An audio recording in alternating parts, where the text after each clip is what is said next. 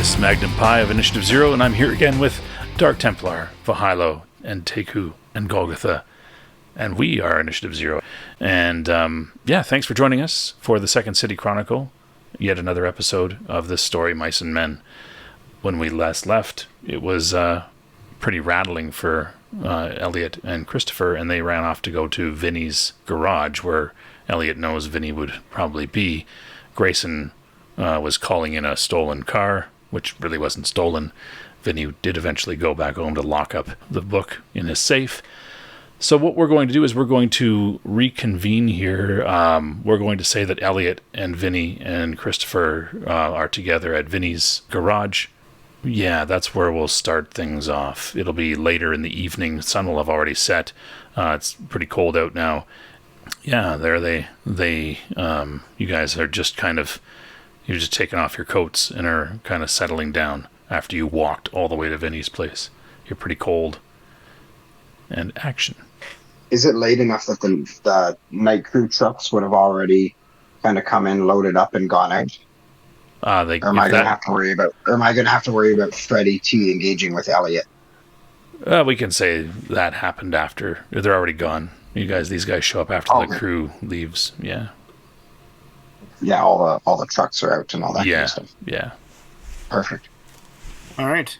We'll go inside, and when I see him, I'll tell about what happened to Karen, or what I think happened to Karen. Did you find her? No, so I think she walked into a van, and the van took her away. It didn't look like she was kidnapped. Know anything about the van? I don't think so, unless there are any cameras in the area that you might know of, but I took a picture of the tracks. It's going to be hard to find. I don't know anything about cameras in any areas. Yeah. Oh, man, this is not good. I'm trying to think of where she would probably end up, but I'm racking my brain here. I don't know. She might have gone back to her parents' house. That's the only place I can think of. Well, who was that? Like the other day, Freddie T was. You remember that guy, eh, Elliot? He was the one kind of came in giving you a hard time about work. Yeah. Well, he was talking about a guy that was looking for you. Who was that guy? What was he all about? The guy was looking for me. Yeah, he said that there was a guy out. There was a guy outside looking for you and her. Oh, looking for mainly her. It was her uncle. Remember, that was probably the same guy apparently who you met us with. Remember when you first met us? That was kind of that guy in the gigantic trench coat. Karen had said that. That's her uncle? Yeah, and she does not want to be with him. And that's like I was telling Chris here, she doesn't want to be around her family. So it's kind of odd that she would just willingly go into a van. Is what she seemed like, and you saw her and you've talked to her. She's like a mouse, right? Like she's so scared of her own shadow, right? To just willingly walk into a van would be so uncharacteristic. Well, maybe she didn't willingly do it. Well, there was no signs, according to Chris, that there would have been a struggle or anything. Yeah, it looks like she walked in willingly. Also, we saw someone else who got a dead body, and then didn't die anymore and got up and left. Decided, fuck that. They had other things to do. Yeah. Well, sounds like you guys had a busy afternoon. Yeah.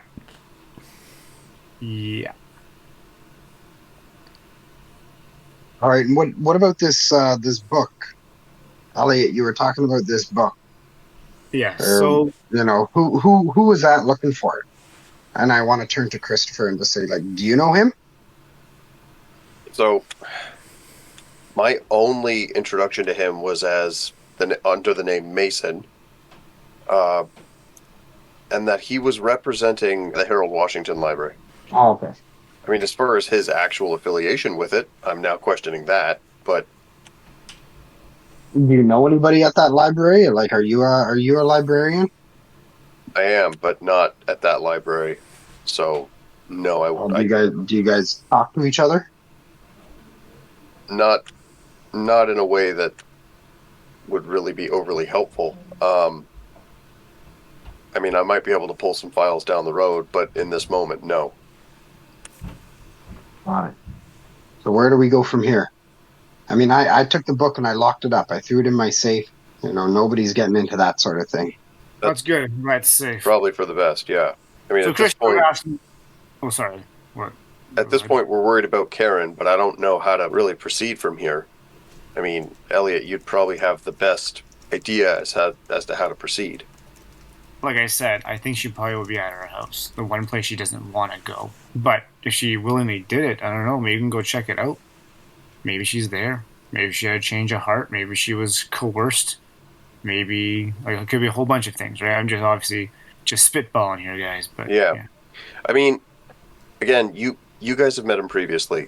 Grayson is a specialist in a field of study that pertains to this book, right? No one can read this book, guys. Let me tell you this right now. That book changes from person to person on who has the book. That's why no one can read it. When we were running earlier, I was going to tell you this, but when I picked up the book and I looked at the words and the symbols, they were completely different than when Karen did it, and they were completely different than when Jim did it. They change depending on whose hands they are in. So I don't think that Jim. Who's Jim? Jim was he was the librarian that. Remember? He was there. That Elliot turned the book into. Yeah. Oh, he was there today? You were there in the library with us, weren't you? Yeah, I never was introduced to a guy named Jim. I was just there. Oh, sorry. He was the other person that was there. And so Got it. It's all different for all of us. So I don't think that this man's expertise, not trying to put him down or anything. No, but I mean, at the same time. And to tell you the truth, I don't know if I really even trust that guy. Like, no offense to you. Yeah. I don't know if I fully trust you either. I'm not going to make that. I'm making that absolutely clear. I'm going to be very upfront with you. But I'm also going to let you know, because you asked earlier, and I feel as though now that the book is here and Mr. Rossi has it, something you also need to know about the book. And that is how it came to me. So essentially, one night I was dumpster diving in the Chinese sector of the city, and it was quite late, and there were some rumblings going on at the back of this restaurant. I forgot what the restaurant was called, though. But it was of this restaurant. And at the back door, there was some commotion, so I kind of looked up to see what was going on. And out of it sprung a man, an Asian man. I don't know who this person was. It was pretty dark outside. And he was stumbling out, but he was cursing back at whoever he was cursing at from the door. And he wasn't looking too hot. He was looking pretty shabby. And he was disheveled. There was blood. And he was running. And so as he was running, he had dropped the case. And this man, I do parkour, and I'm pretty damn good at it. This guy straight up was almost just an Olympian, the way this guy just vaulted over stuff. It was pretty impressive. And then he was gone. And so I looked around, and no one was around the case, so I took the case. And the case had this book. Would I have a picture of Albert Kuei on my phone, perhaps? You'd probably have one on your computer, because that's where you've been writing a story, right? Yeah. So what I'll do is I'll just say, hang on just a sec. I mean, chances are pretty slim here, and I'll pull out that picture and say, was this the guy you saw? When he pulls out the picture, I want to say, hey, I know that guy. Listen, it could be that guy. I said it was dark, and it came from the Chinese sector, and that guy looks pretty Chinese to me. You could make an intelligence plus composure check to recall whether that is the dude. I could try. Sure. Yeah. I'll try, but I don't think... it was quite dark, if I recall our first story there. Intelligence plus what, sorry? Composure. Okay. Yeah. It was dark, but it looks kind of like the guy. Yeah. Yeah. Because he was wearing a suit. This guy's wearing a suit, and just kind of the way his hair is and stuff like that. But he was disheveled. So but he looked, he looked rough. Yeah. Okay. It could have been him. I don't know. And I'll look at Vinny and say, I mean, if you say you know him, then you know that, I mean, Elliot, having seen him at this point, that's kind of important. Oh, absolutely. Like, I want to go into my desk drawer and pull out that clue that I found. That's a piece of his suit jacket that I found ripped on the fence. And I just want to kind of put it on my desk in my office and say, I found this. I went down into that alley looking for him the one night, and I found this. Like, I found a piece of his jacket ripped on the fence. This is where we're going to want Grayson, because he's also familiar with Albert. And I'm going to pull my phone out and give him a ring and say, hey, this is where we're at. I don't want to get into detail, but you should probably get here. Okay, I'll take a cab over. Cool. All right. Before I head out, I think I'm going to grab because I know there's that one book that the yearbook that I know would have to contain the picture of the cheerleader and the football player. I'm going to bring that with me. Maybe it has something to do with this. So we'll fast forward to when Grayson arrives. Vinny, maybe you make these guys some coffee or something, right? Just to warm them up a little bit. Yeah. I would ask. Yeah, I also want to question Elliot more about kind of Karen's family and where they live and all that kind of stuff. And because I definitely do want to help out Elliot and maybe kind of pay a visit over there at some point tonight to see if Karen is there. And I'm curious about how he met Karen, and he's obviously interested in protecting her, but I'm just trying to get a feel for the dynamic here. Even with Vinny, it's like Grayson previously said, it is a bit of an odd fit between someone who, I mean, no disrespect, is homeless, and someone who's a little more established. I can tell that there's an employment dynamic here, but it's just kind of it's an odd collection. So you guys chat a bit. Yeah. Over some coffee. That's cool. After about 20 minutes or so, you guys warm up, you drink some coffee. Grayson manages to arrive. Cab pulls up, drops him off. And Grayson, you walk up to this. It's a shop that's, where they store garbage trucks and wash them and clean them, and it's. I mean, for my character, this isn't totally out of the ordinary. I mean, his father, he was blue collar worker, so this is not entirely unusual. Yeah, just perhaps not where you expected to end up on. No, not Monday night. I'll knock on the door. I'll since we're sitting there, we hear the door knock. I'll say, Christopher, go open the door. And I want to kind of go into my drawer and pull out my Glock just in case. Yeah, and seeing that, I might side-eye him pretty aggressively. Say, are you expecting I figured else? I figured you'd walk out of my office, and then I'd pull the Glock out. So you wouldn't see it. You'd just be going to open the door. But if there was anything kind of happening... Why don't you go turn your back on me there as I pull my gun out? Jesus. R. Kelly's closet over here. Oh, Jesus. You went there, did you? I did. My God. And I will again. But anyway, again, I'll side-eye him, confused that he's giving directions to the one not employee of his in the building. But... Well, I mean... I can't give those directions to Elliot. He's the one who's kind of in all this hot water. He's the one that's in all this hot water. So I'll go and check the door, and I won't even open it. I'll just be like, can I help you? Who is it? Grayson, you is that Chris? The other acceptable answer would have been housekeeping, and then I'll open the door. Hello. And I kind of chuckle, how are you doing after all that? And I'll kind of gesture him in and say it's It's been an adventure, and I'll look around behind him to make sure no one's following him. Yeah, I took a cab here. There's nobody following me.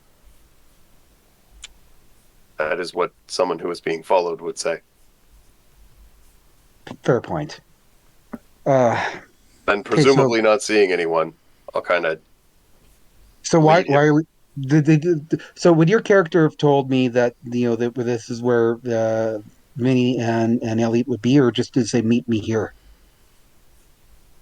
Oh, I probably would have been rather quick about it and said, meet me here. Okay. And then while leading him into the next set of rooms, saying, yeah, this is... As I'm walking, like, why do you want to meet here? I guess this is Vinny's business, and we've got some stuff to discuss with Vinny and Elliot. That was the gentleman and the young man? Yes, that would be them. Okay. Yeah, no, absolutely. And I'll kind of step into the room and say, yeah, Grayson's here. Evening, gentlemen. Hello. Kind of nod my head to like a folding chair that's folded up against the wall. Thank you. It's just like a little table set up with coffee station and all that kind of stuff. I'll put my Glock back into my desk drawer. I was going to say, do you still have the gun pointed at him and you just nod over to the chair? Well, right when I hear the door close and kind of sound like there's no, and like they're walking back, that's when I'd put the Glock back in my drawer. So it's like there's no threat. Gotcha. So I'll put it away. Yeah. If I heard a scuffle, though, I'd have been getting ready. Yeah. All right, so I'll pull out the chair and have a seat next to them. All right. Well, that was an interesting day today. Have you asked about the book, Chris? We discussed it, and it seems like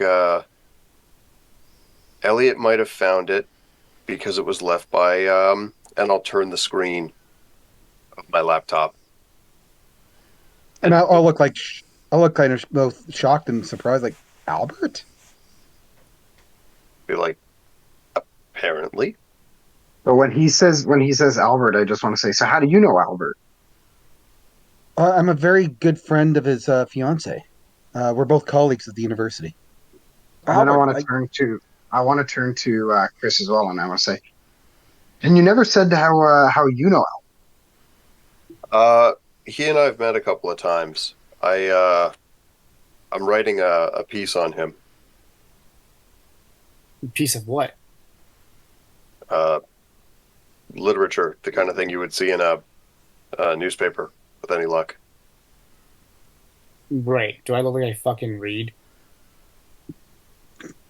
Well, don't ask a question you don't want an answer, I guess. So were you writing this? Were you writing this before he disappeared or after he disappeared? I would have started before, and then he went missing, and then I got preoccupied with his book, and now both of those things seem to have come together. Well, let's talk about the book. I'm sorry, and I'll have to apologize, everyone. I don't know what's going on exactly. Might I ask where, again, young Elliot's your name? Correct. Can I ask where you found the book? I'm just going to rehash that story. Yeah, of course, yeah. Oh, wow. That's interesting. So, and this was around the time Albert disappeared. I guess. I don't know. Why I'm thinking that it was Albert that he saw in the alley. Like, yeah, it makes sense. I went looking and I found a piece of his suit jacket ripped on the fence. All right. So this is where I'm going to just step in with those clues that you guys have been collecting. Mm-hmm. So if you guys take a look at the third page of your character sheet down the bottom left, there should be a space for you entered in clues.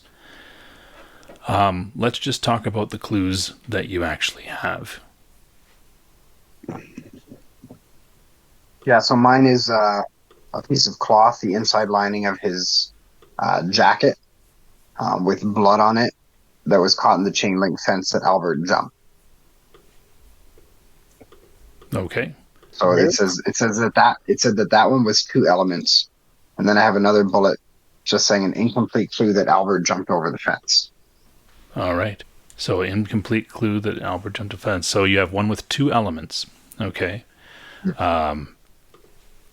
So one clue with 2 elements. All right. Anybody else? And then one clue that is incomplete. Okay. Cool. Who else has a clue? Mine doesn't. I don't think it's related to this, but mine is vents used at the library to steal book. I mean, that's a duh moment because I don't think there's much more than that. Okay. But now Albert is related to the book somehow.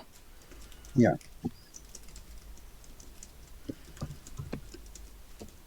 And this has 1 element? Yeah. Okay. Any other clues? I have no clues. Albert's related to the book, but I don't know if I should even put that there. Sorry, what was it? What is it? I just included Albert as related to the book, but maybe that's not something I should include. That's not one of the clues that you received from an investigation. Okay, so basically the ones we received. Okay, gotcha. Yeah.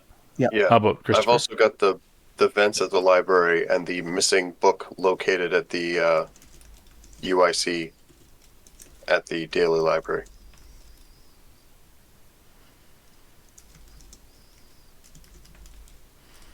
Okay, with 1 element. All right.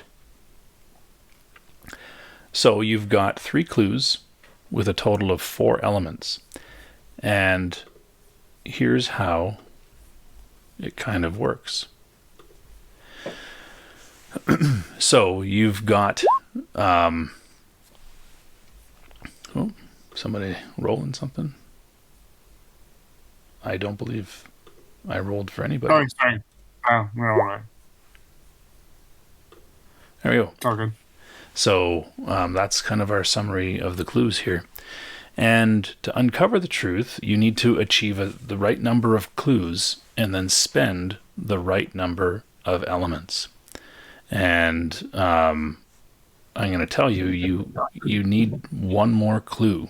That incomplete clue can't be used to solve this. But given the relationship between these clues, you could, if using a map and the like, basically trying to orient where things occurred and the like, knowing what you know about the alley where people have seen Albert and things like that, and what you've seen him do. You guys could make a collective roll to try to deduce yet another clue that might resolve things for you here.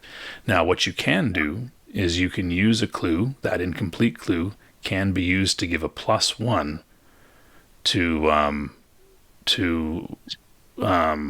may only be spent on dice pools to uncover more clues. So that would give you a +1.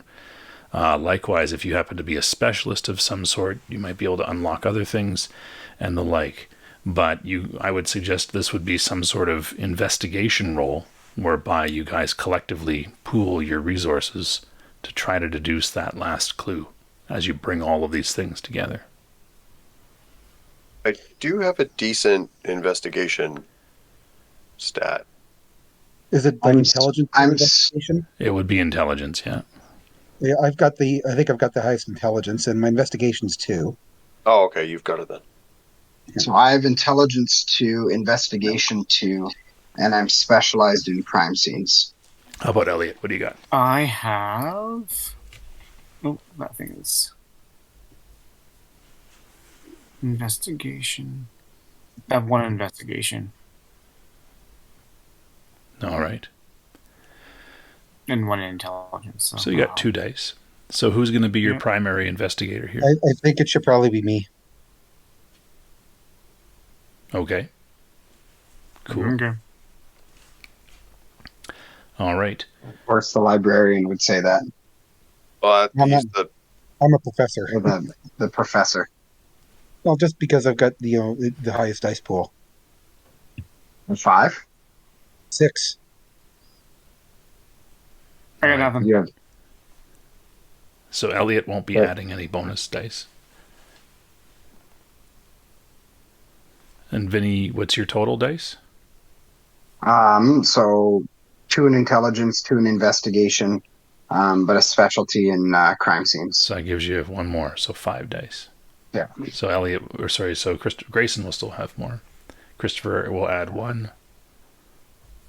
Vinny will add 2, so that's +3. Now don't roll yet, Grayson. Yep. Has my wound penalty kind of... Yeah, you would have healed have up I by healed now. from one of those? Yeah. Okay, so I'll re-roll that. Just roll 1 die. Just roll 1 more die. Okay. That's all. /R1 or something like that. There you go. Yeah, 3 successes. So there's another. Yeah. The crime scene is now over a week old, right? So the evidence is growing older here. You are rather, I would say, emotionally invested, all of you, in the sense that there's a bit of shock in how things are tying together here. There's some emotional investment. And we'll so say there's a total of -5 to this. So. Oh, wow. Yeah. Could we use tools like if Vinny has a map that we could take a look at, like a physical map? You could call one up on the computer. It is 2005. Yeah, I could do that. I've got access to library resources if that helps at all. Yeah. We could give you a +2 for those 2 resources. Okay, so I'm at so that was -5. You were +4 -5, so that was -1 +2. You'd be at +1. Okay, there we go. All right, so let's give that a whirl. There we go. Well done. Well, very nice. So you'll have another clue. And let's just recap all of the things that you guys know about Albert Kuei so far. Just start listing the things that you know. He is a son of a really influential Chinese family tied to the Pui Tak Center. He is his family's been interested in this book. His father, and I think it was his father, right, who had actually gone to the original library and was demanding basically it being provided to him. And he spoke to me specifically about the investigation and information about, if I found anything to talk to him. Okay, cool. Christopher, what do you know? Philanthropist, generally well seen by the community.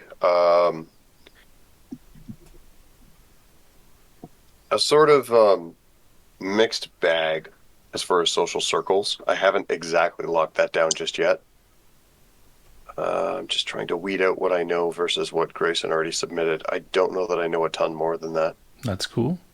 Elliot, you just know that you met him in an alley, but it's that alley between the number 18 karaoke lounge and the Chinatown Bazaar, which is owned by his family. That you don't know that, but that is where his family owns it. That's where you saw him coming out of the number 18. Mm-hmm. Vinny, what do you know? You know basically a lot. So.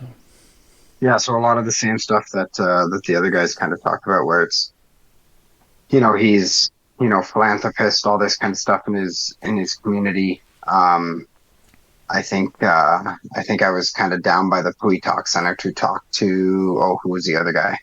David something? David Kuei. Yeah. David Kuei. And I kind of saw Albert kind of being like, the really nice guy with all, like, helping out some of the younger kids there and all that kind of stuff. So he's, involved in, like, he would go for a lot of those meditations and things that David was trying to get me involved in. Well, he was actually kind of like a rather high-ranking dude in that. Yeah. And I think on the night when it happened, did I see him? Did I see him kind of running across the hood of a car or something? No, what happened was you went to investigate what happened. There was a collision, if you recall, with one of your trucks. Yes. And you went and you started looking at footage. There was, some sort of dog that ran across the street. And Albert was there for some reason, and he went into the number 18. Oh yeah, he went into the karaoke lounge and he came out and that's kind of how I knew to go and look, and I found the piece of his coat. Yeah, and when he was in the karaoke lounge, he was rather... Yeah, he went and like tore it up and... Yeah, he smashed up a table, right? Yeah. He was looking panicked.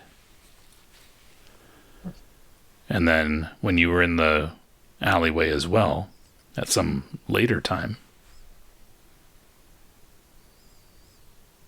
I can't remember if I saw him. I didn't think I saw him in the alleyway. Yeah, you saw him down at the end of the alleyway. He was rooting through the dumpsters. Oh, right. Yeah. Go on. Oh, geez, this is really testing my true all human memory. That's okay. I'll fill in the blanks. My player's memory. Yeah, that's cool. So you saw him down by the dumpster. You went to investigate, and when he turned to look back at you, he had the hind end of a rat hanging out of his mouth. Right. Tail still wiggling and stuff like that, and he swallowed it down. Yes. And took off. And when he ran down the alleyway, down behind the other restaurants and everything, so that alleyway curves, he ran down that alleyway, and he did something similar to what Elliot described. He basically vaulted a dumpster and fence onto that on-ramp that's on the other side of the fence, which is also what Elliot saw, but not the same time, at a different occasion. And he took off across that on-ramp under an overpass, going east away from Chinatown. So I want to ask Elliot, like, what night or when did he see it? During this time in the evening? Like what night? What day like, of the week? I'm just trying to figure out, like, did it happen more than once where, it happened on a Thursday and I saw it, and then a Saturday and you saw it, or? How do you want me to recall this? It's not been that long, but you guys would probably talk amongst yourself and deduce that Elliot saw it the night he disappeared. Elliot might have been one of the last people to see him, is kind of what you can deduce with your intelligence investigation role here. When did I see it? The same night? No, long after he disappeared. Long after they thought he was dead. Okay. All right, because I was there kind of, yeah. Yeah, it was after you had gone for your meditation session and you came out. You were following those people, the hippies basically, back to their house. And then you were walking back to your truck and you saw somebody in the alley. So, Elliot, since we're both seeing this on separate nights, mm-hmm. I saw it after kind of people thought that Albert was gone and dead and all that kind of stuff.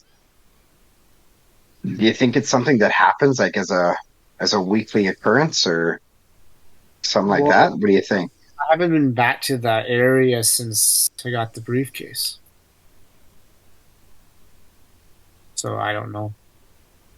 Sorry. I really don't have that. I kind of wonder if it would be worth maybe, kind of staking out the alley. Well, you don't need to do that.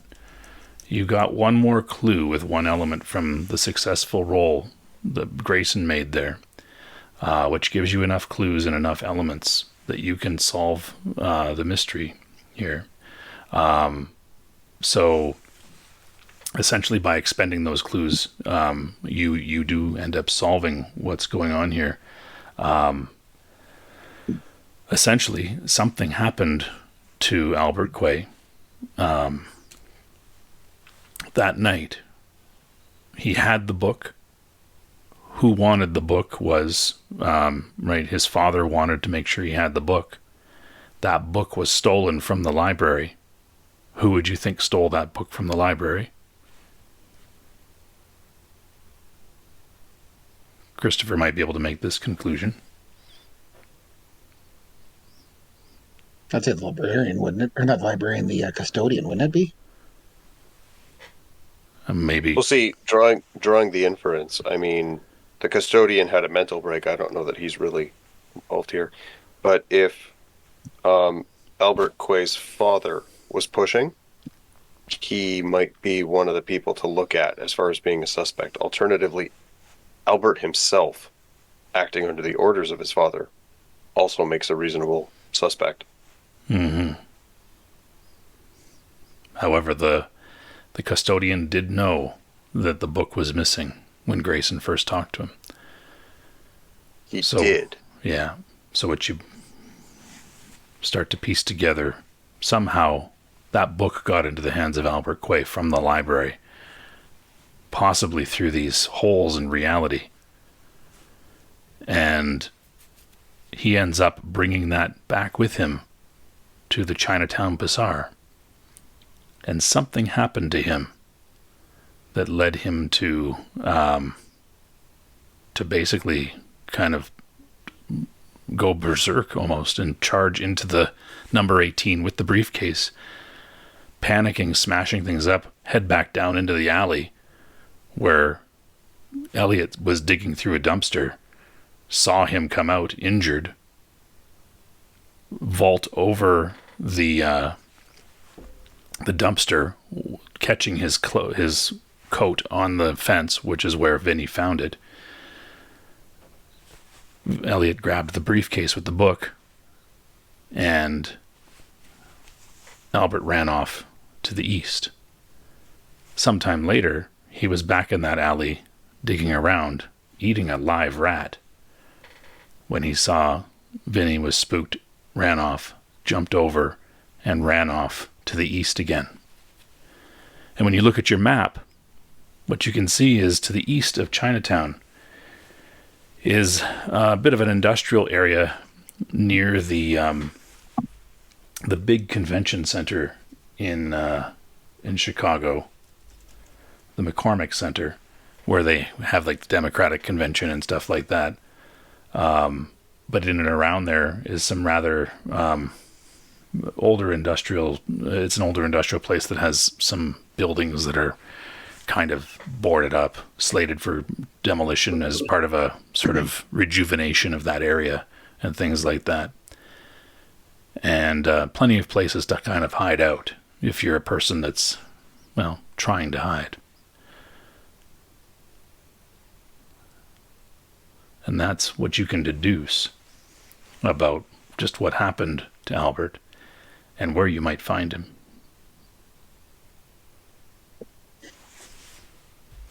So the question is, what will you do with the information? Do we look for him himself? Do we contact the police? Well, I don't know. You guys decide that. No, I'm not. Yeah. No, I'm talking to the other guys. So yeah. What you can do, though, is you can remove those clues from that box. Your clue boxes should all be empty now. Right. I think we got to go look for him ourselves.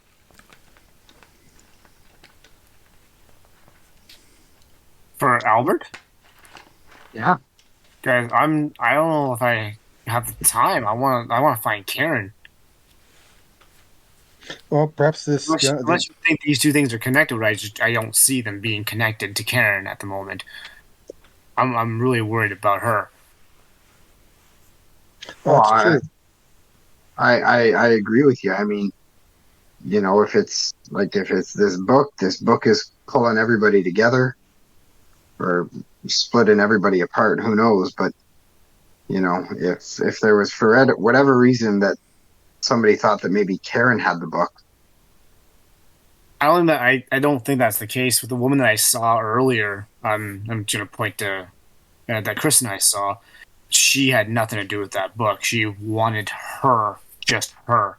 And the guy who also was coming after her when Mr. Rossi, when you came and met us, didn't care about the book. We even had the book with us in our possession at that time. He wanted her. When did you find the book? Well, that day, but she didn't know about the book either. I told her about the book later. I'm sorry. You talked about another woman about. Sorry, I'm not really sure what you're talking about. You said Karen, of course. There's another woman involved. There's a woman that was chasing myself and Karen, mainly aiming for Karen. It seems as though these people have been family members, and this woman who she was completely afraid of was chasing us, and mainly to capture her. And we saw her lifeless body in between two dumpsters earlier today, and then she came back to fucking life. And when I look back, she wasn't there anymore. Yeah, she had bailed right quick. If I was that important, or the book was that important, she would have came after me, thinking that I probably still had the book, right? Or she would have attacked us when that fucking guy, what was his name, the white dude with the hair, Mason. Right? Attacked us all. Mason. She would have been in on that too, but nope. Like she got up apparently and walked that shit off. So I'm going to kind of just laugh and go, you know what? I can't even necessarily be surprised. There have been so many unusual things that have been happening. A person coming back from the dead. It's almost not even shocking at this point. Sorry. It's shocking in itself. When you see it for yourself. No, I believe you. I completely believe you. A mortal-looking wound. I believe you. I'm just I witnessed a man point something at my car and flip it in half. No, you don't recall that anymore. Oh, I don't recall that. Oh. No. Now you have to. Sorry, we should have done that before. You have to kind of reinvent that. Something happened, but yeah, either the car skidded on the ice or hit a pole. Okay, so I wouldn't know that then. Yeah, sorry, I forgot to do that when we did the breaking points. My reaction to the person coming back from the dead. Yeah, that flip of the car. You might have even convinced yourself that somebody did steal the car and flip it over. That you just kind of blanked that entire event out of your head. Okay. Back from the dead. Let's maybe what if the people who are looking for this book found her? You didn't find the book, but knew that she was a way to get to you, Elliot. That's a good possibility. So now you're going out looking for her. Boom, they have direct access to you.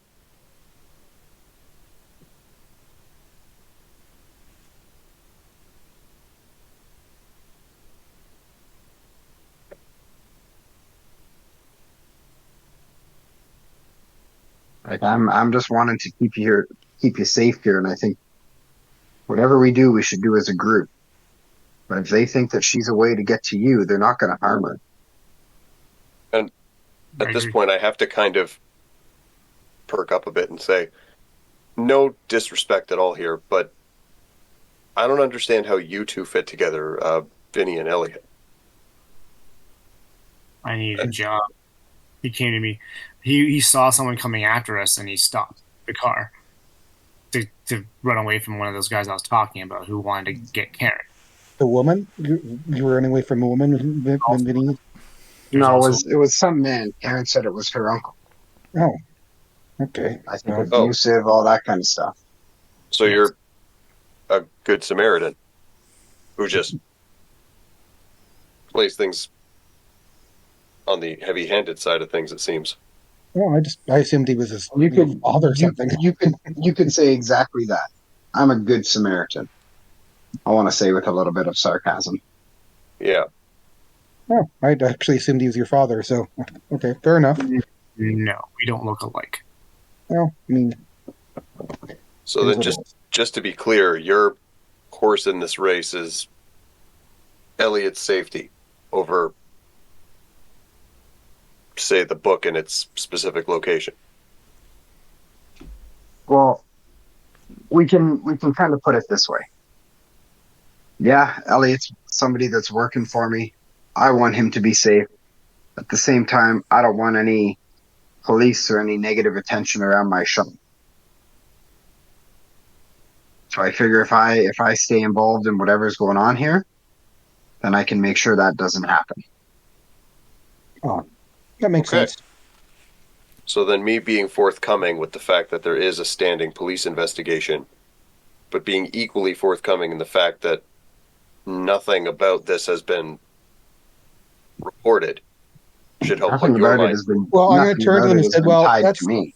that's not entirely true. I mean, the police specifically asked me about this book before I even knew about the book. That's the reason why I was interested in the book. I'd But never seen it, heard anything about sorry, it. the point that I'm trying to draw to a specific point.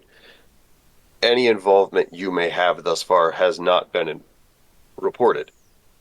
No, absolutely So not. I feel like that should help put your mind at ease, yes? Are you talking to Vinny? Yeah. Well, yeah, but I mean, a theft is a theft. I'm more worried about, you know, people in Well, my care being you're ended up you're dead. and I mean you're a business owner. There's optics to consider. So I mean, as far as going forward, I'm sure that's a thing we can all agree to consider before making any, let's say, rash decisions. Yeah, but I'm like, if it's the theft of a book from a public library, I'm less concerned about that. Oh, absolutely. I'm more concerned about, people knocking on my door for, you know, somebody flipping a car in an alleyway or sorry, I blocked that moment out. Never mind. Yeah, we don't have that anymore. I'm more concerned about, you know, people being kidnapped or whatever's going on in domestic situations, assault, whatever. I'm more worried about those things. I don't want any of that. Well, fair enough. And I'm sure, and I look over at Grayson as I say this, that that's something that will be considered before any information is brought forth. No, of course, absolutely. I have no problem with that. For me, it's just a matter of curiosity. And as I said, I'm very good friends with Samantha, and I think she wants to know what's going Who's on. who's Samantha? It's Albert's fiance, my friend, and colleague. Right. Okay. Now, Magnum, I mean, Sorry, in Samantha. Samantha, in doing some cursory research about Albert and spending what little bits of time with him that I had been, would the name Samantha have come up at this point for me? Yeah, it was his fiance. Okay. Again, I'm not doubting. I'm just looking to confirm with my own understanding of the situation. Mm-hmm. Yeah.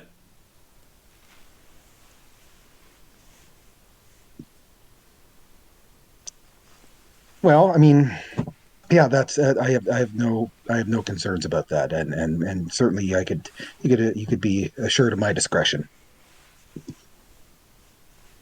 But what's our play here? Are we going to be, I know Elliot, you want to go kind of look for Karen, but I think knowing more about this book and Albert is more of the key to whatever's going on here. I'm still worried about this Mason character. Yeah, he was unusual. Sorry, guys. I hate to interrupt, but are we planning to look out for Karen? I don't. I'm just really concerned. No, I get that, and I just the question is she connected to this in some way, like your friend Vincento said? Uh, is she somebody who was taken because they know you've got the book and they want to hold her? Possibly, I don't know. I mean, it's certainly a possibility. The guy who got pepper sprayed and ran for his life afterwards was the same guy who walked all the way around in a van and took her. No, we can't assume that he was the only person there, though. There might have been others. And There you might guys have say that he was been, was but I he in the really. library with anybody else? Pardon? Not that we saw. We didn't see anybody. No. In fact, I spoke to him when he was in the library. He was just sitting there and waiting, which, in retrospect, is kind of strange. Like, I don't know why he would just stay there, but he was just seated there. I really do think it's more about her and her family. There's some weird stuff going on, and that woman she is not. I don't think any part of this whole book thing is a completely different situation. Well, we got two options. We can go and check out that alley in Chinatown, or we can just drive around looking for Karen. I think she might be. I think the best place to look is probably at her house. You know where she lives? Where is her house? And I sputtered off because she has told me where it was before. Well, where is that? Where is that relative to where we are? We'll put up a Google map. Yeah, map. You are able to tell where it is. She's in Bridgeport, which is the neighborhood just west of Chinatown, and you guys, are in about the same area, right? Yeah. Well, that's convenient. We could check that out to see if she's gone home. That would put your mind at ease. Terrifically out of our way. For another question here, and this might be a magnum question, about what time of night did I see Albert kind of eating that rat in the dumpster? What time of night did Elliot see Albert? It was in your case, you were just coming out of the session at the Pui Talk Center, so it was probably around between 8 and 8:30. When Elliot encountered Albert the first time there, or the only time, I guess, it was shortly after that accident happened, which was just kind of just after sunset. So you're getting like probably around 5, 6-ish, something like that. He went, he went up into the. No, it would have been later because the karaoke lounge would have been open. So it would have been, around possibly around the same time. Maybe a little later. What time is it now? It is about 8 to 8:30. It's dark. Okay, so about the same time. Yeah. It might take you all of, 15 minutes to get to Chinatown if you wanted to go that way. No, less to get to Karen. I'm just saying if you were trying to check that alley at the same time, you probably could get there in a reasonable amount of time. Well, I want to kind of suggest to Elliot, he wants to look for Karen. We want to check out the alley. Just a way that we can maybe get to the alley and kind of around the same times that we saw Elliot before. And then either stop in at Karen's house on the way to the alley or on the way home from the alley. If you're trying to get to where you saw Albert before around the same time, you would want to go to the alley first and then stop in at Karen's after. So I want to suggest that to Elliot. Yeah. I'll just turn if she's to at Elliot home, she's at home, right? So yeah. So I want to turn to Elliot and just say, listen, what do you think about this? We go to the alley that we both saw Albert, check it out. We'll be around the same time that we saw him before. So, maybe lightning strikes a third time. On the way home, absolutely, we can stop at Karen's place and check out what's going on there. Does that sound like a good compromise for you? Okay, let's go. Okay, so we're all going to pull into my car. The Cadillac. What was it? I can't remember what you drove again. Some Caddy or something like that, or what is it? Like a 2004 Cadillac DeVille, something like that. Yeah, I remember. Just like it needed to have the trunk space. That's all I remember. I think it was I remember looking up these pictures. I think it was a 2004 Cadillac DeVille. There you go. Black, right. All leather interior. Yeah. Or we could take a truck. Oh, you could take maybe a dump be a little truck. bit more, or maybe be a little bit more kind of, inconspicuous. Well, I'm kind of without a car for a little bit, so I need to drive with somebody. Now, you might be more comfortable taking 4 people in a DeVille than a dump truck, but or if we take 2 vehicles. True. Like if I take a dump truck, because I have a specialty driving large trucks, mm-hmm. and then I give the keys to my Cadillac, and I'll stare down Elliot like quite intensely, and I'll say, "Not a scratch." He doesn't even have his license. Wow. No, sorry, I meant Grayson. Grayson. You don't want me driving. You'd probably prefer Elliot to drive than me. or Christopher, who can. Christopher, what's your drive? 1. That's one more than me. Okay, so I'll hand the keys to my Cadillac to Christopher, and I'll give him the stare down, and I'll say, "Not a scratch."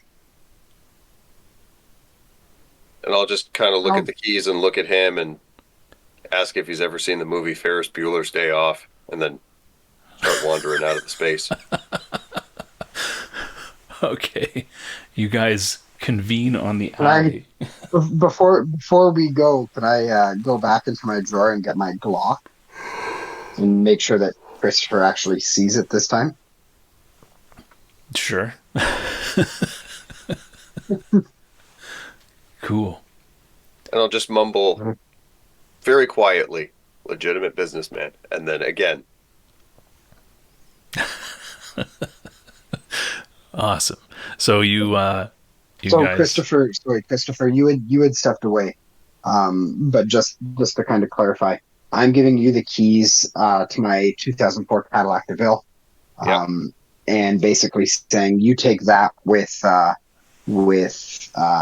Grayson and maybe Elliot if he wants to jump in that car. I'm actually going to take one of the dump trucks, just so I can be a little bit less, because we have that contract in Chinatown from the Pui Talk Center. I'm going to take a garbage truck just so I can kind of drive around and be a little bit less, conspicuous, overt. Yeah, it's like I'm just there doing a job. Yeah, fair enough. And am I following you, or am I? I don't think it matters. I mean, we're both going to kind of the same area. Okay. So. Well, it's just that you know where the alley is. That's all. So, sure. Oh, okay. So yeah, you're following me. Unless Elliot jumps in the caddy. Sure. Regardless, you guys will make your way to that alley. I really didn't want to have to do a driving test. Thank you. Yeah, there's no real challenge. Yeah, I put your Cadillac in the back of your dump truck for safekeeping. Yeah, I mean it's cold, but it's not super slippery. They've been plowing the roads over the last day or two. And you guys do kind of come in on the alley. You will say that you conceive of the fact that since this alley has another end to it, bringing the truck down one end and the car in the space between the number 18 and the building beside, you pretty well have the alley blocked off. And I want to block off the one end of the alley with my truck. Then I want to get out and kind of walk in on foot. Yeah, sounds good. You leave the lights on so it's shining down the alley. Yeah, and just like, again, not trying to draw attention to myself, but just kind of look and see where our Rossi waste disposal dumpster is, and just kind of pretend to be like eyeing it up as like, okay, is my truck going to fit here? What's the best way to approach it? Blah, blah, blah. Yeah. So as you're pulling down the long end of the alley behind the restaurants, approaching from the other end, Christopher and Elliot, we'll say Grayson's with Vinny. Christopher and Elliot pull in the caddy into that alley. And what you see, Vinny, is you see a guy at a dumpster, looks behind him. The car is approaching Christopher and Elliot. When he looks back, his eyes reflect kind of like a dog's would or a cat's would in the headlights of the car. And when he looks back down the road toward you, Vinny, his eyes reflect in the headlights of your dump truck. So I see this. Can I tell who it is? He's too far away at the moment. He's dressed in big winter clothes and got a hat over his head, right? So you just see the reflecting eyes. Can I call out to him? Yeah, you get out of the truck and you call out to him. Yeah, well, I thought I was out of the truck already. No, I'm just saying as you were pulling in. Yeah, this is what you see as you're pulling in. Okay. Yeah. Okay, so I want to get out the truck and call down to him. Sure. And I just want to say, Albert, is that you? I look over at Vinny and like kind of quizzically. Are you getting out of the truck as well, Grayson? Yeah, I'll get out. Okay. So you guys both hop out. He calls out to Albert. The figure kind of makes some quick movements, looking behind him, looking down at you guys, looking around. What about Elliot and Christopher?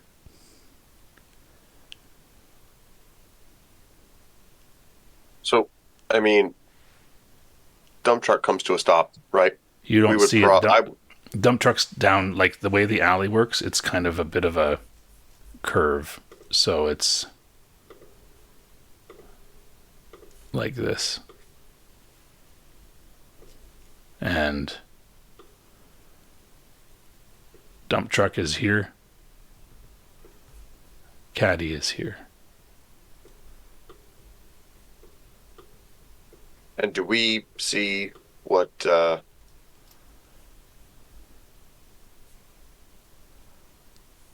do we see the figure they see? Yeah. Oh, I probably would have opened the door and kind of stepped out, left the engine running, thrown it in park, but... Yeah, sure. The figure is here. Rooting through some dumpsters there. Yeah. And maybe the dump truck is a little bit closer, you know, but... Yep. Maybe it's like here.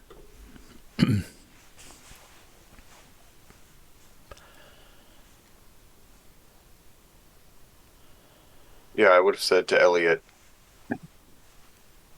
you know, what is that? And then kind of hopped out and taken a look. Elliot, what are you doing? I've seen pretty things today. I don't know. Could be anything. All right. So Grace and Vinny, you guys continue to approach? Yeah. Okay. I'll turn over to Vinny. Can I just add one thing to Chris? I'm like, but seeing the stuff that we've seen today, do you really want to get closer to that? No, that's why I'm looking. Oh, yeah. I'm going to look closer by this car. But did you get out of the car, Christopher, or you stayed in the car? I opened the door and I sort of stood up next to the door. Oh, I see. Getting a clearer view without the windshield in the way. Gotcha. Without that transparent windshield, yeah. Yeah, gotcha. Which could have all sorts of stuff on it by this point. Who knows? Yeah. So I'm you're standing... my phone to see if I have any messages. Maybe like Karen tried to contact me. No, nothing. All right. Well, I'm going to turn over to Vinny and kind of quietly, you think that's Albert? So when I called out Albert, this creature, this thing, whatever it is, stopped and kind of looked at me. I want to kind of yell back again. I know about the book. I know where it is. And again, the figure kind of looks behind him really quick, looks to the left, looks around, and makes a jump. Let's see what we got.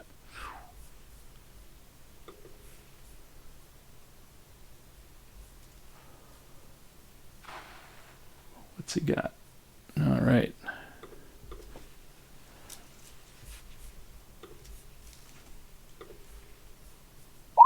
And he goes to jump up onto the dumpster that he's in front of, and he slips on the snow, and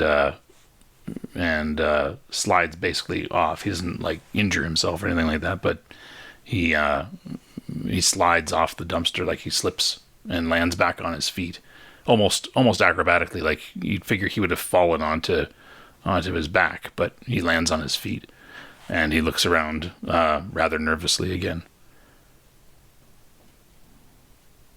I'll call out. If you're Albert, Samantha's concerned about you. Sorry, do I hear this from where I'm standing? Well, yeah, you can hear them yelling at it. It might be hard to make out exactly what they're yelling, but from around the corner. But you do hear yelling coming from the other side. You also see the lights shining on them from the other direction, right? So can I try and discern if this is Albert or not from here? Yeah, wits plus composure. You have your perception 9 again, right? So Yeah. There's pretty big penalty, though, because he's kind of dressed in a big bulky coat and stuff. So we'll say -3 penalty, just for the distance in the dark and everything like that as well. Sure. Yeah. What's composure? 9 again, -3. Yeah, you can't make it out. But he's moving in very jerky kind of motions and stuff like that. Yeah.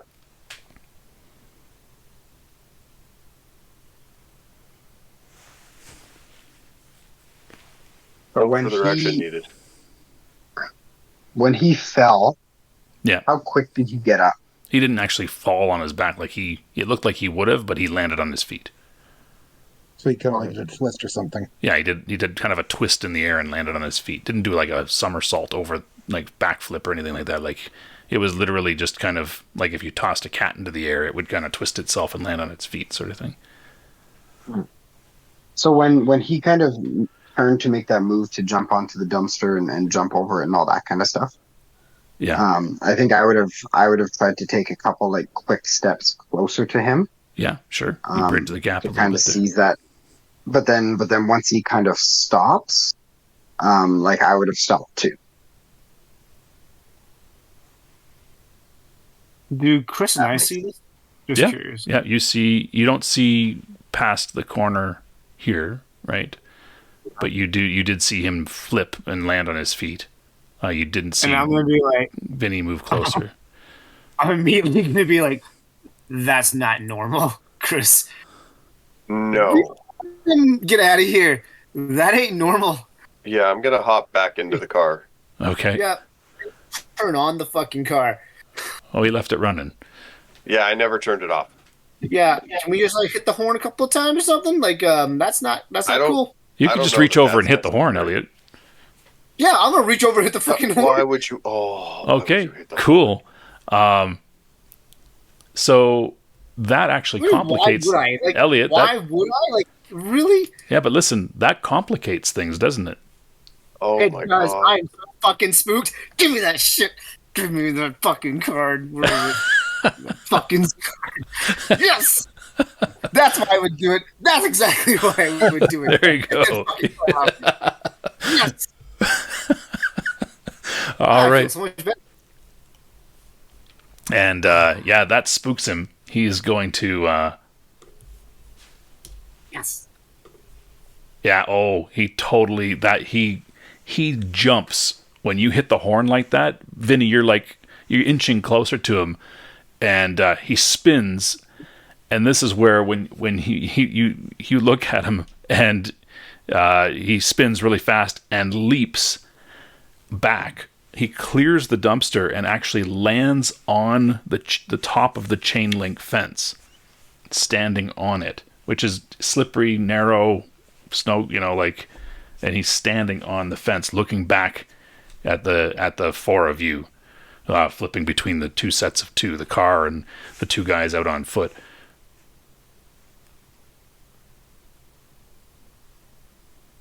And I'm just going to slide back into the seat and look at Elliot and say, please don't do that again.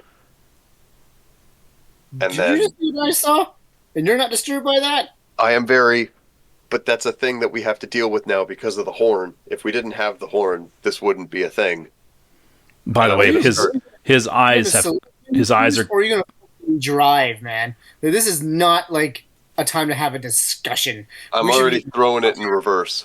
Okay. Good. Stop lecturing me and fucking go. His eyes are glowing yellow in the light of the headlights, too. Like they're reflecting as he looked back down the alley toward you guys where the horn honk came from. Vinny and Grayson? I'll look at Vinny and go, do we want to be here?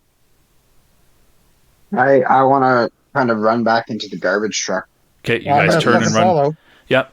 You look over your shoulder. On the fence. Is he running to the overpass? Well, yeah, you guys look over your shoulder as you move back toward the garbage truck. Christopher, you're backing up, but you also look forward again. Elliot, you see what's happening here. He hops over the fence and onto the on-ramp and crosses the on-ramp again. Go east is at the top here. He goes east across the freeway there. He's running. Goes under an overpass on the other side. So he's running away from us. Yeah.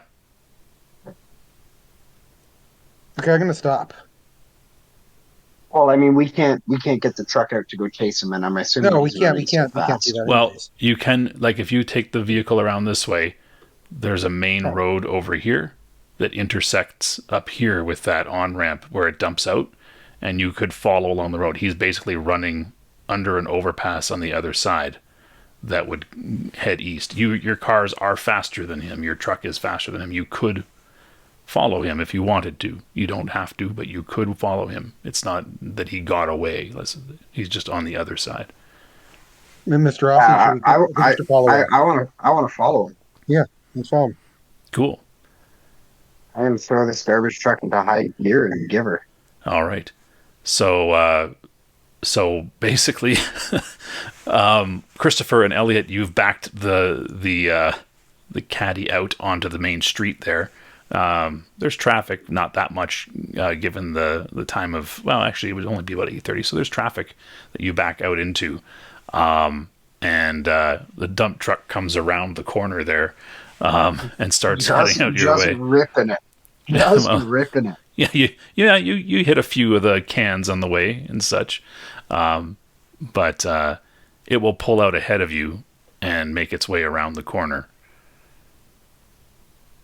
Do you follow the dump truck? Yeah. Okay, you put her into gear and follow the dump truck. Cool, and you're trying to chase him down, correct? So let's do a. Give me an intelligence plus drive check, both of you. Do I get +1 for my specialty? Yeah, you're in a big truck. Yeah. There you go.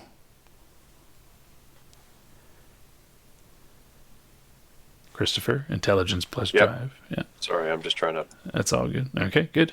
There we go. Oh, you got to re-roll 9 again. You got 9 again there. Got to re-roll. Oh, do I? Well, I mean, don't bother. If it didn't re-roll a 9. I mean, it is still just one success. Yeah, and it did re-roll a 9, but you didn't get anything from it. So just leave it. Yeah, okay. Yeah. So you follow driving. You can see him cutting across parking lots and everything. You can keep your eye on him, taking turns to move down alleys and the like, and track him back.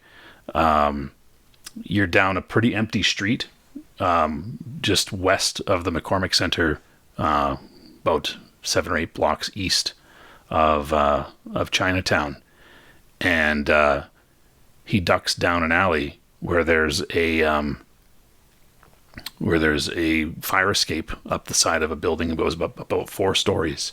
The building's all boarded up and the like, and you basically, as you pull up, you can see him climbing up this fire escape. I want to see how high he goes. Okay, I'll just stand and watch and see how high he goes. Yeah, he ducks into basically a door at the top, or through what would be a fire door at the top floor. Oh, like, is he on the roof of the building, or is he like into just the top floor? Just into the top floor. Okay. Well, I'm going to look at Vincent and say, well, should we follow him, you think? Yeah, I'm going to get in and we're going to go to the top floor of this building. Yeah, let's climb. All right, Christopher and Elliot. I'm going to head around. I'm going to head around the front, and I actually want to look for an elevator. Okay, I'm going to climb this building is all boarded up. Like it's. Oh, okay. Yeah, it's set for demolition. Yeah. Okay, I'll just look for a way in. I'll pull out the block. I'm going to climb the thing that he climbed. All right. Yeah, I'll follow. Cool. Grayson. Christopher and Elliot, you guys pull up just in time to see the other two get out of the dump truck and head over to a fire escape. Oh god, I gotta climb that wrong. That's the first thing I think. That's not how you do it. That's your motivation, right? I gotta correct these guys. Why are we this guy? Because that could be Albert. I'm gonna look up. You know that meme of oh god, what's it called? Ah, shoot, it's like a remake of a movie where they're in a desert with like crazy people driving all over the place. What's that movie called? Mad Max. Yeah, I look up and I'm like, that's bait. Is what I'm gonna say.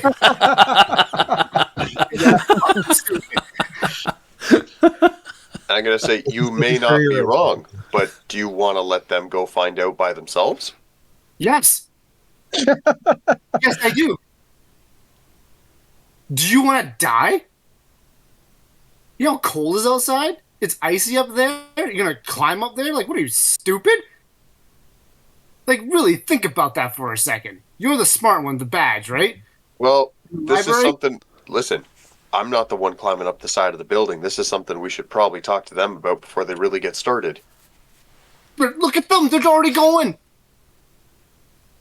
You talk them down. Go for it. I'll be right here. And I'll hop out of the car. Mechanical translation. Mumbling the word brave. Dark Templar no longer has a spooked card to earn beats off of. Thus, he will stay back. No shit. All right. Christopher, you're getting out? Yeah. Okay, so you cross over and head to the fire escape. How far up are they relative to my position? They are about halfway up. And I'll kind of raise my voice a bit and be like, what are we doing here, guys? All right. I don't really know. I think we're following the person. Maybe Albert. The 17-year-old who does parkour for a fucking living tells you that you're fucking being idiots. Yells out the window. I all back. Probably. You're doing it on ice. Like, one fall, you die. Great. Is this a good move right now? Well, if you can find a better way in, then go for it. Yeah, but is even going in the better move right now? I'm going to stop and look at him and say, didn't we want to find Albert? Isn't that our goal here? I mean, was that Albert? I'm still climbing. I don't know. Elliot and I both saw Albert in the alley. We saw somebody in the alley doing the same thing. I'm assuming it's him. All right, well, the kid's not moving, so I'm going to, I guess, babysit him.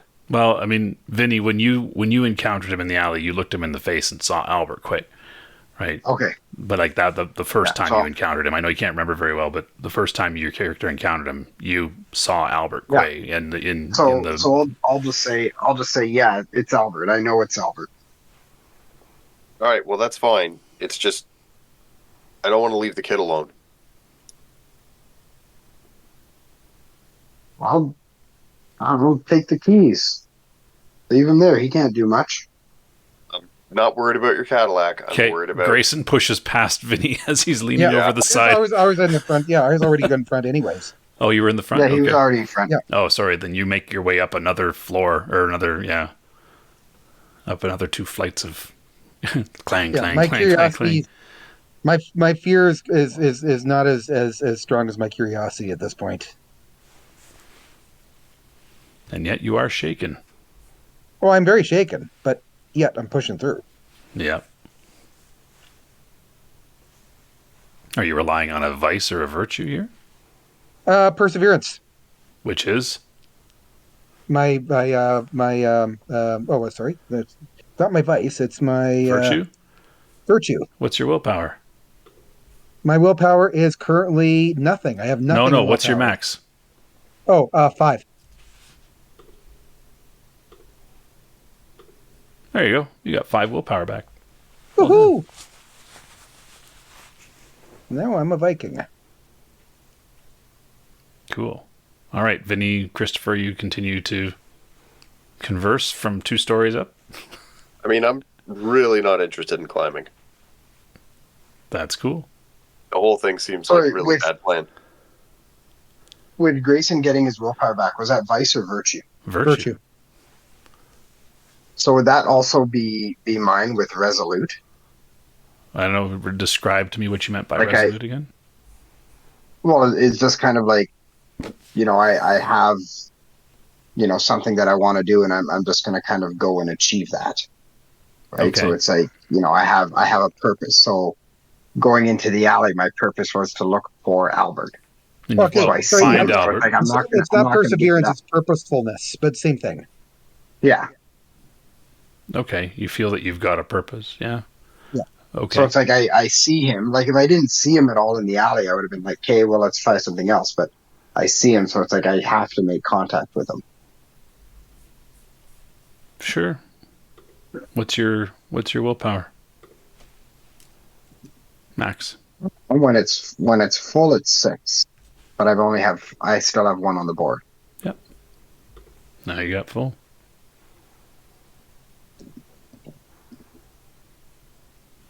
All right.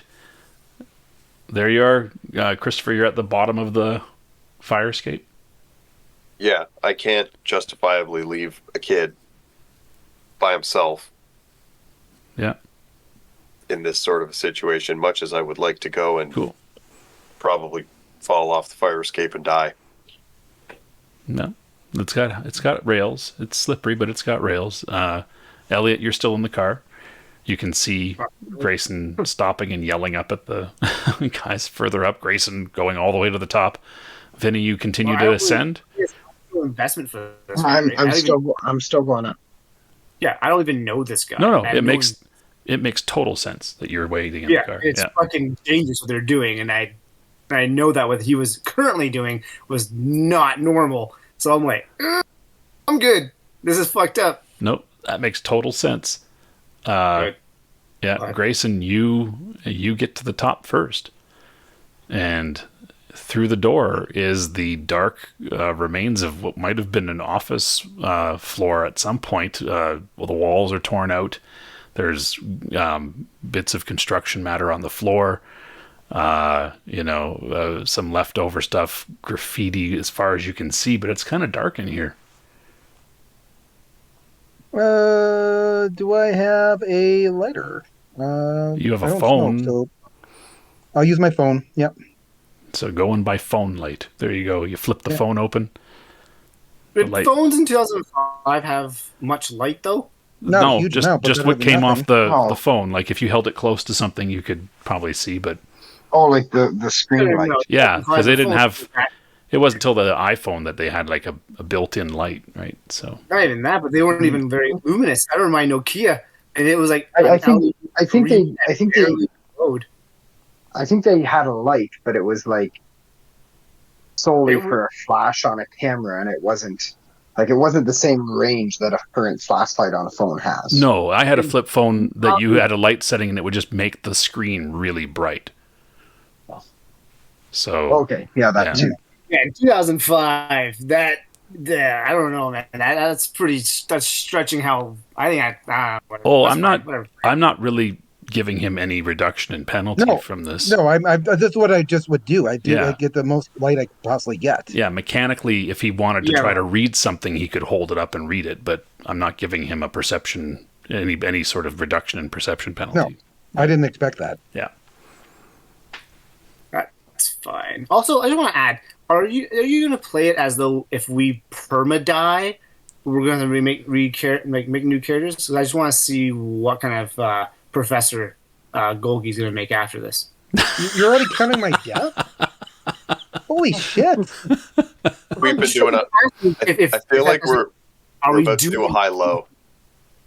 That's all. I am confident in Grayson's ability to handle most situations. All right, so DT, high-low, 8 rolls. What are we giving him? Or in the lecture hall? It's a different situation, but I mean, he's a capable individual. High-low, 8 rolls. What are we saying? Right. Okay. I just hope you die. And besides, I got Vincento's coming up. I mean, we're gonna back up. Mm-hmm. I presume he's still coming up. It's weird how he keeps putting you in the front, though. No. Well, I just got to the front. It just happened to be that's the direction. Yeah. So my Grayson, high-low of 8 rolls stands. Okay. Grayson stands at the entranceway. Are you stepping in? I am stepping in. Okay. It's dark. It's boarded, so there's some leaking light from outside. So there's a lot of shadows in here. You can kind of navigate, but you're slow because you don't want to necessarily step on something or walking fall through slowly and something. listening very, very carefully. Yeah, sure. Cool. You make your give me wits plus composure. You're going to be at a -2. Wits plus composure -2.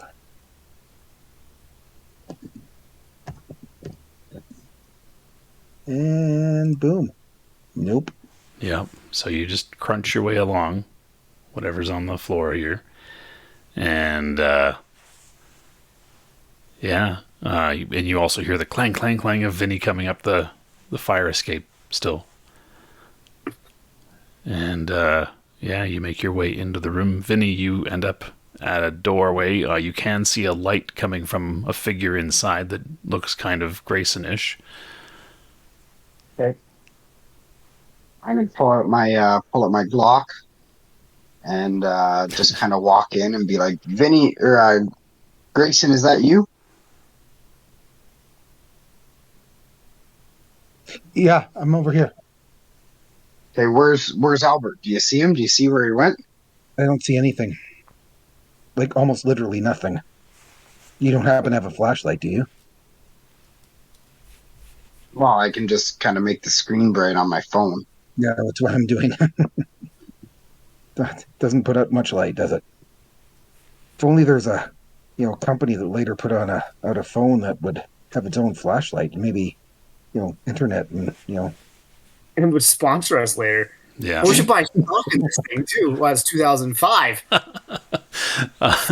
Vinny, give me a wits plus composure -2. Wits and composure -2. Yeah. Just 1 second. Wits and composure. Oh, I got a deselected drive here. Yeah, you're not driving composure anymore. -2. All right. Cool. So, you can kind of hear some sounds mixed with Grayson's footsteps, but you can't really pinpoint them. Like some shuffling and stuff like that. Hey, can I just kind of keep kind of my head on a swivel with kind of turning all the way around and see if I see anything moving in the shadows? Yeah, like I said, you don't make out much. Grayson's leaking light and the leaking light coming in just create a lot of shadows there. But you're looking, and the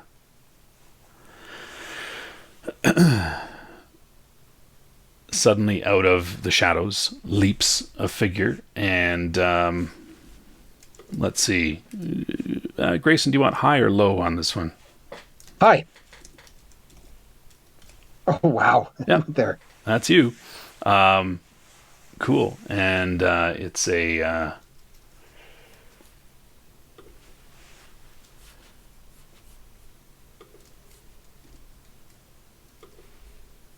He makes a success, and he grabs hold of you, and you are now entangled with he smells really bad. He smells kind of like rotten, and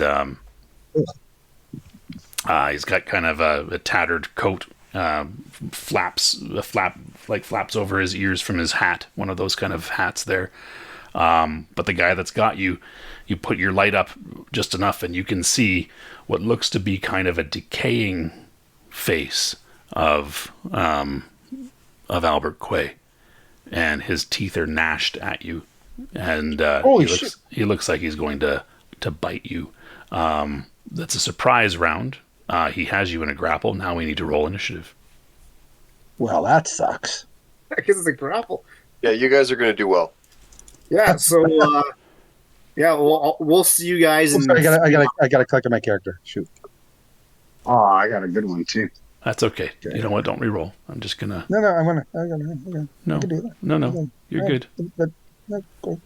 Okay.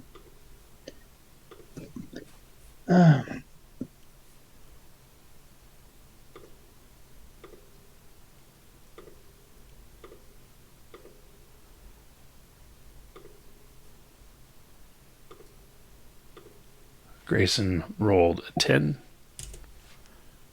Vinny rolled a 12. And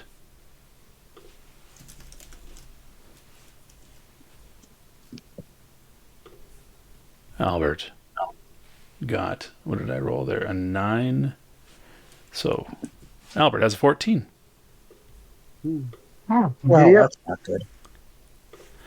And so he will again make a strength plus brawl roll versus your strength plus brawl roll, Grayson.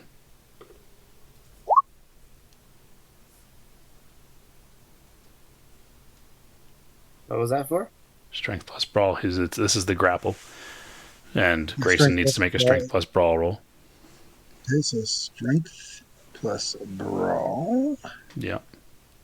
And I don't need composure. I don't know why that's still on there. Nope. Okay, so just strength plus brawl, and it's a sheet roll. Yep. I'm going to definitely use willpower on this, by the way. Cool. Because, holy fuck.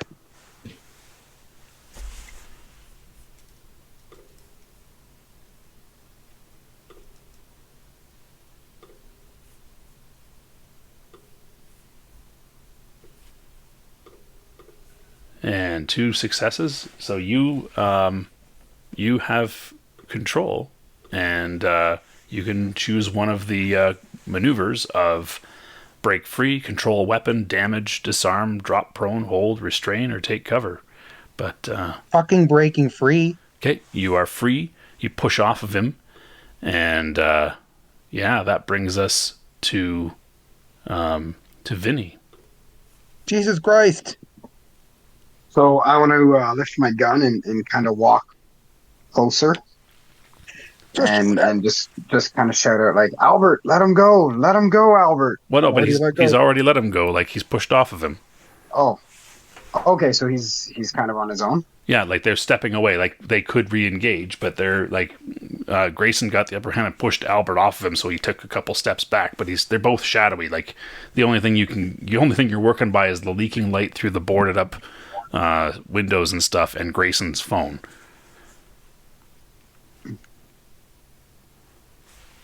So that means you know which one Grayson is because he's got a light on his phone. Right. Yeah, I just want to do that right now. I just want to say, like, let him go, let him go, let him go.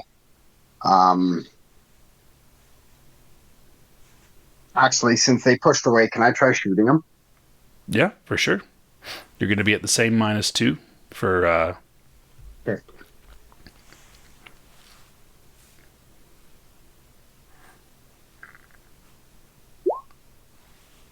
Yeah.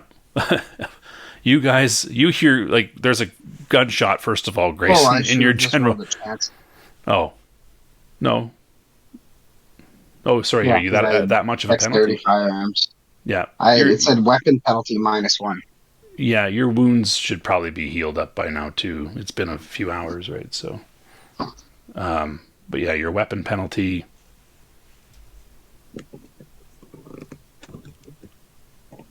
Like, what's that weapon penalty coming from? The fact that you're not stronger than the size of the pistol. So that's why. Oh, okay. Yeah. Was there one? Yeah, there wasn't a wound penalty there. It was just the weapon penalty. Yeah. So you need to roll a chance die then. Okay. Chance die. -2. Do I roll a chance die with -2 or just a chance die? Just chance die. -2 brought you to chance.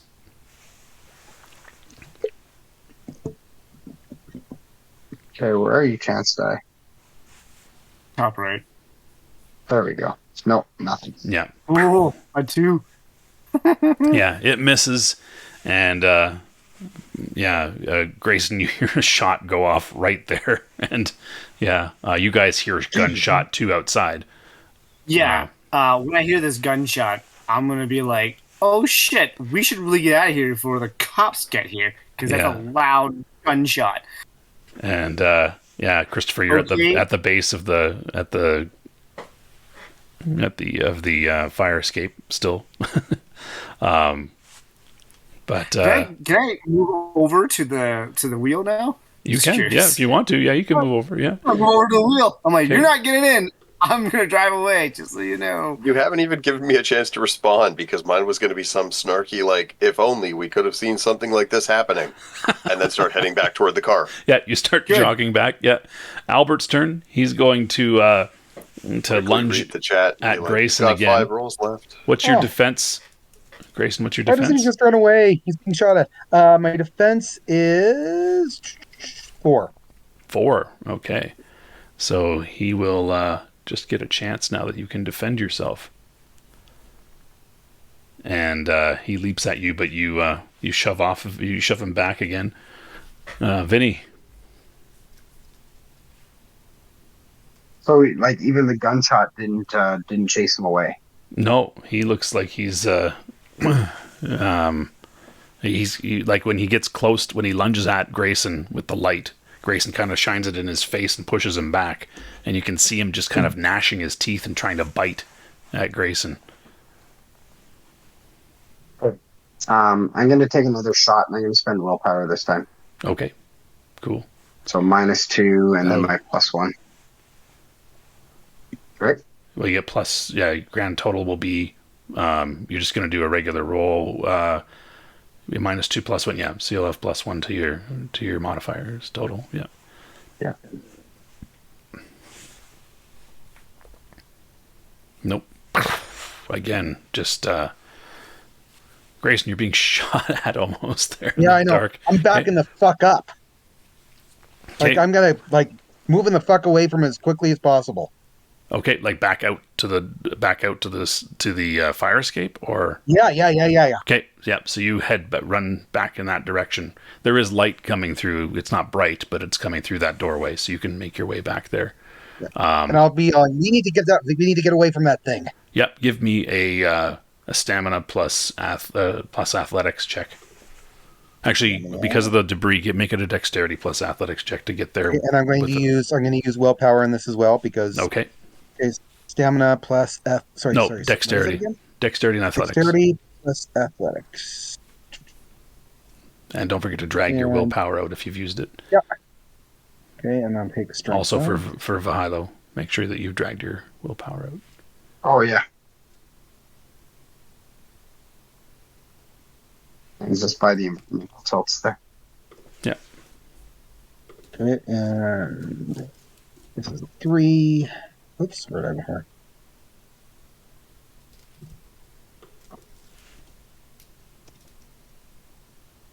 Oh, there we go. And he chases after you. And Vinny, you're up. Okay, I'll try again here. Again, can put willpower into it. Okay. Bang bang. Oh, there you go. You hit him. Very nice. Got him. Yep. Grayson, he staggers toward you.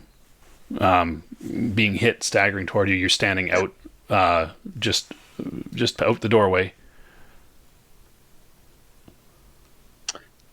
Can I? If you stay, how close is he to me? He's coming through the doorway. You're on the landing of the fire escape. Is he within reach? He will be momentarily, so you could make a move to do something, yeah? I was going to say, can I grab him and throw him off the ledge?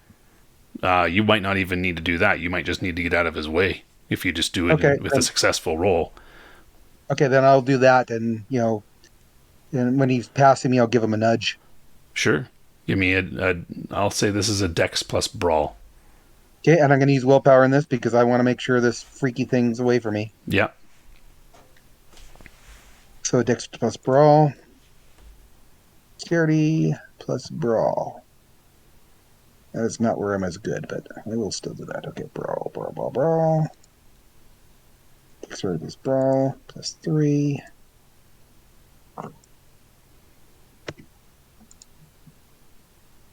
Oh, wow. Damn yeah. Right.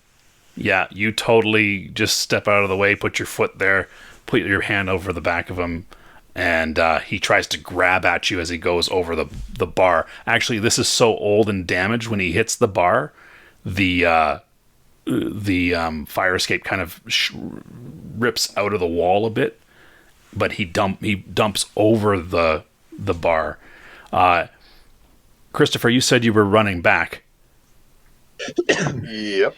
Okay, as you get to the edge of this alley, just to get onto the street where the car is kind of parked across, shining its lights into this alley, you hear as the thing starts to pull away from the building, and you just hear whoomp behind you with a kind of crunch sound. And I will kind of pensively turn and take a look at what's happening behind me, where I was just standing moments ago. Oh, okay. You do that. As you turn, you see the broken body kind of laying there with limbs bent in positions that they should never be. But you notice all of a sudden the gut of what's left of Albert bursts open, and rats start pouring out of him. Do I see this as well? Give me a wits plus composure check, because you're pretty far away, so I'm going to say you're out -2 on that. Sure, I'll go -2 on that. Wits. Did I see it as well? But I do the same thing. You should put willpower. You're too in far there. up. You wouldn't see. I don't have any willpower. You should get willpower. Yeah, I have to make rolls for other things. Yeah, you see this as well. You see him you see the whole thing, right? You see him fall off the edge. HD. Yeah, you see him fall off the edge, hit the ground, and then and things start kind of pouring out of him. You can see rats scurrying out onto the road past Christopher. Breaking point, please. Yeah, not right away, but we'll get there. This is where I end up at 3. It'd be pretty fucked up, wouldn't it? I just isn't one of my triggers I've seen people die and shit? Yeah. I'm just going to handle the breaking points in a moment. Oh. You're going to get one. Don't worry. Just in a moment. Just hold on. Grayson, you're basically dangling, holding onto the edge of this bar as the platform has pulled away from the wall a bit. Vinny, you come running?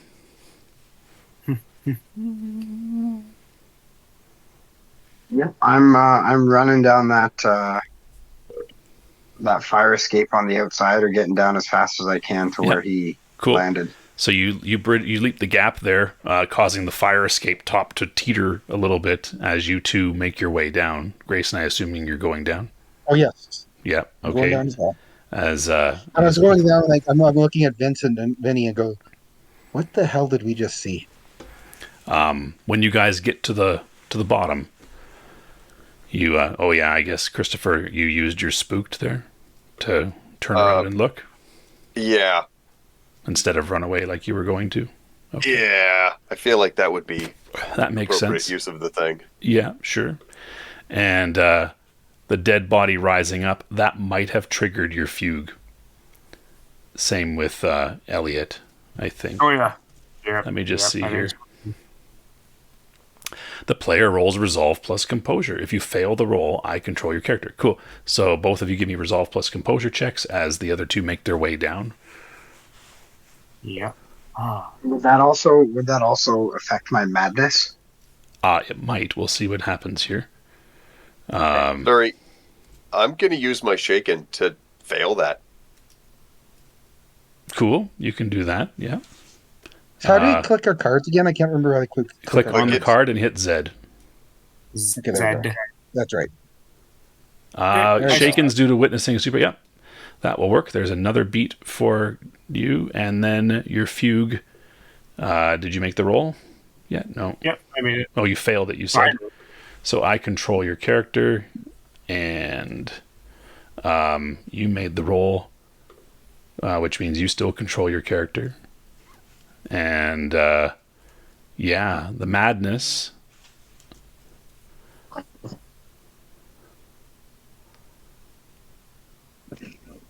I don't need to apply a penalty to you. You're not rolling right now.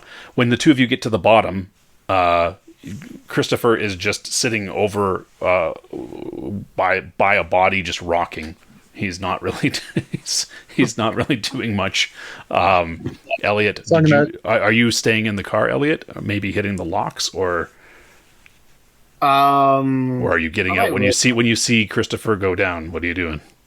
I'm probably gonna run to Christopher. Okay, you get out, run over there. Yeah, because that's pretty fucked up. Or maybe I hit or something with. I don't know. So by the time you two get to the bottom, and by the time Elliot you get over there, all that's left is the hollow. Like even the rib cage has split open.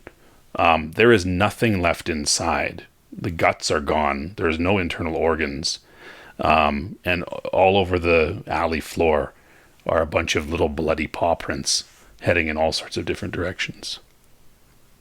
So then I would have gotten down and walked very slowly to it. Well, it was right at the base.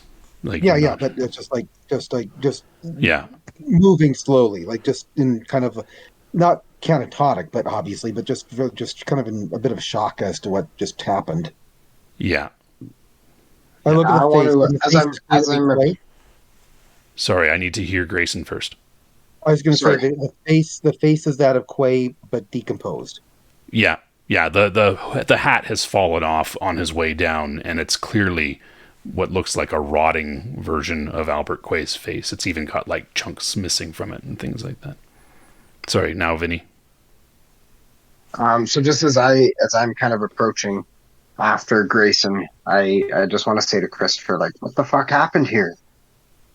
Christopher's just rocking, not talking about anything. He's just... Am I there now? Yeah, you're there. Okay, and I'm just being like, dude, he's obviously not okay. We need to get him into the car. I'm gonna just like start trying to pick him up and like, I'm also shaking, but I'm gonna try to pick him up and like get him to the vehicle. Yeah. So I'm gonna say that. Yeah, I'll try and. Yeah, you guys help him up and move him to the caddy. I'm just staring at the body. Yeah. Yeah. Whatever this happened, well, this is all going on. Yeah. Like I have a tolerance for biology, so seeing guts and all that wouldn't maybe affect me as much. The weird thing is that there are no guts. Yeah, there's no guts at all. There's no heart, no lungs, no motor cars, not a single luxury. Right? There's there's nothing. It's a hollow. It was just a hollow shell filled with rats. But I didn't see the rats come out. No, all you see are the bloody little footprints all over the place around the body. I also want to mention as I'm dragging Chris back to the car that you guys someone did shoot something. We probably should leave here immediately, guys. Yeah. All right. Who's getting in the garbage truck? What are we... I want to say, like, what are we doing with this body? Without not looking, without taking my eyes off, I go, we leave it. You have a garbage truck. Yeah, like I was thinking, like, throw it into a dumpster and then I'll just empty the dumpster into the truck and then be gone. Or you could just throw it into the back of the truck and compress. Oh, I was thinking my truck was like the two forks and it lifts the dumpster over the top. But okay, yeah, we can do that too. Yeah, or you guys could heave and lift, but yeah, whatever way. You can get it into the truck. We don't have to worry about the logistics of that. Yep. Cool. It's not like we're bringing them to a hospital. No, not so much. All right. You load things up. You manage to dispose of the body in a the way that you would normally dispose of things, perhaps, Vinny. Yeah. And you manage to... So as he's doing that, as after he does that and we're driving back, I'll just kind of look over at him. Have you done this often? And with that, asking right now. And with that, we will pan out as the two cars head back to Vinny's place, and we will close this story as of mice and men. Just out of curiosity, now you dealt with that very like, oh, this is what we do. The credits are rolling as we get the cutscenes. As Grayson just keeps going. No, seriously. Do you want me to be honest? Do you want me to be honest, or do you want me to tell you what would make you happy? No, I'm not just gonna just look ahead and go. I think you really want to know it. How are you in the same vehicle, given that I can't drive, the kid can't drive? Oh no, I'm driving you. No, I'm driving. Yeah, he's driving regardless. Yeah. Yeah. You're under the careful care of Elliot Payne here. Yeah. And we have the post-credit scene, and we break as we will resolve what happens to this group in the next story. Thank you, everybody, for bearing with us all the way to the end of this first Second City Chronicle story of Mice and Men, where we bring the characters together and have some spookiness on the way. Mice and Men, I get it now. I honestly was just getting that, and I'm like, it should have been called Rat Sandwich, because these are not mice. I know, but it has a kind of ring to it. But as it is, thank you all again. Subscribe if you liked us. Hit the bell if you want to know when we're going to release another one. And comments down below. I'm Magnapai. I'm here with Dark Templar of Holle, Teku, and Golgotha. And we are Initiative Zero.